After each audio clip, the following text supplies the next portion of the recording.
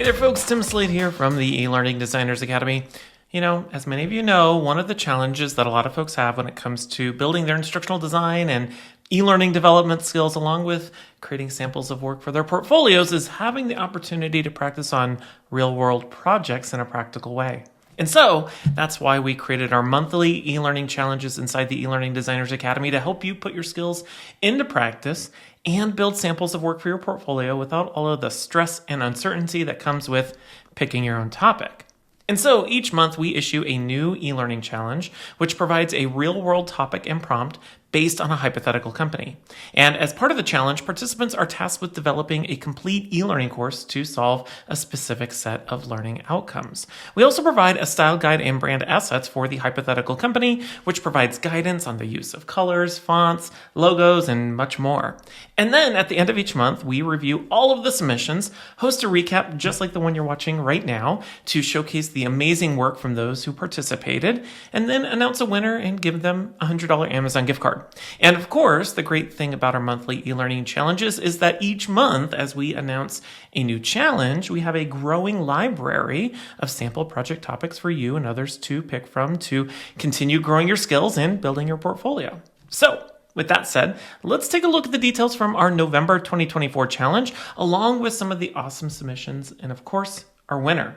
Now, if you'd like to follow along with me, make sure to check out the links down in the description where you can see the details from this month's challenge along with all of the submissions. All right, so for our November 2024 challenge, we decided to focus on proper concussion response protocols. Now, you know, as many kids are now participating in fall sports, this is a very topical subject for all sorts of recreation centers across the country. And it's important that the staff working in those locations know how to respond. So for this month, participants took on the role of an instructional designer for a custom e-learning solutions provider who has been contracted by Baseline Recreation Center to create training for new and existing staff. Now, as with all of our challenges, we have our list of sample learning objectives here, like examining an athlete's symptoms to identify warning signs of a concussion, asking the athlete a targeted series of questions to assess their status, and how to properly interact and communicate with parents of children who have been injured. We also provide a list of interactivity ideas and constraints. For example, practicing the screening protocols with a decision-based scenario interaction or simple hotspot interaction to identify the key areas for staff to screen. And finally, we have our baseline recreation style guide here, which provides participants everything they need to design a course that aligns with the client's brand, including imagery, fonts, colors, and much more. All right, so now that we've taken a look at the details from our November e-learning challenge, let's now take a look at our featured submissions, followed by our winner. All right, so the first submission we'd like to highlight this month comes from Robert Kostecki, one of our past challenge winners, with his articulate storyline course, Concussion Response Training.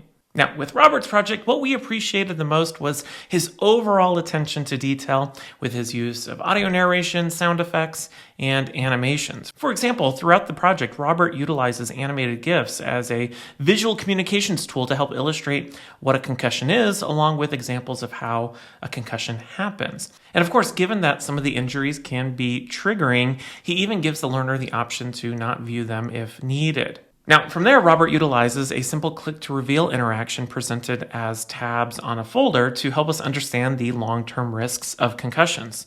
And as you'll see with some of the other featured submissions, Robert didn't use needlessly complex interactions to effectively put the concepts into practice. For example, in this interaction, the learner has to click on a series of markers to identify the symptoms a child is experiencing and then identify whether or not they should contact emergency services. We then end the course with a series of simple quiz-like interactions to make sure the learner understands the concepts presented throughout the course. For example, this drag and drop interaction for categorizing the different types of physical and emotional symptoms that are often exhibited during a concussion. So, once again, great work, Robert, and thank you so much for participating.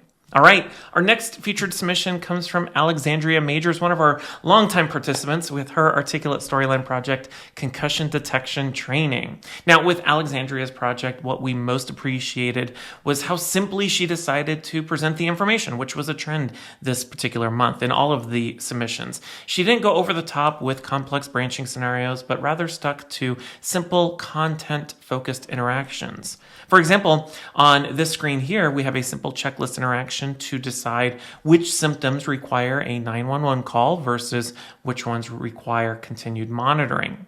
From there, we're presented with a series of story-driven scenarios where the learner has to decide each step to take for a child who has hit their head, including how to properly respond to the frantic parent and how to evaluate the various symptoms the child may be presented, along with a simulated call with emergency services. And finally, what we also appreciated about Alexandria's project was her judicious use of an AI-generated avatar as our guide throughout the whole course. So, wonderful work, Alexandria. Thank you so much for participating. All right, so the final of our featured submissions comes from Fran Lanier with her articulate storyline project, Concussion Response. Now, what we especially appreciated about Fran's project was her overall use of visuals, audio narration, and storytelling throughout her course. As a learner, you follow two athletes who experience injuries while playing baseball and basketball, and you have to identify their symptoms and decide how to respond. For example, in this interaction, you're presented with a drag and drop interaction to match the symptoms to the description. And then from there, you're given a Q&A interaction where you have to click to ask the athlete a series of questions to assess their symptoms. And then finally, you have this series of interactions on how to properly interact with the child's parents. So wonderful work, Fran, and thank you so much for participating in this month's challenge. All right, so those were just some of the highlights from our November 2024 eLearning Challenge submissions. It's now time to pick our winner who will receive a $100 Amazon gift card. Now, before we do that, I want to share a bit about how we evaluate the quality of each of our submissions. When picking our top submissions and of course selecting our winner, we look at it from 5 different angles in no particular order. First, user interface design. Was the course easy to use, accessible, and intuitive to navigate? Second, graphic design. Did the course author apply solid graphic design techniques, and how well did they adapt the style guide to their course? Third, visual communications. Did they use the screen to help me as the learner see what they were trying to say? In other words, did they use meaningful imagery or animations? Fourth, instructional design. How well did they create a true learning experience with performance-based interactions rather than just, an information dump? And finally, overall completeness. Does the course feel like a complete piece of work? So for this month, we're giving the win to Alexandria Majors. With Alexandria's project, what we appreciated the most was the overall design and adherence to the client style guide, along with the simple but engaging scenario interactions. It was a really great example of how an effective e-learning experience doesn't have to be a complex experience. So amazing work, Alexandria. Thank you so much for participating and congratulations. All right. So that's a wrap on our November 2024 eLearning Challenge and a look at some of the highlights from our submissions.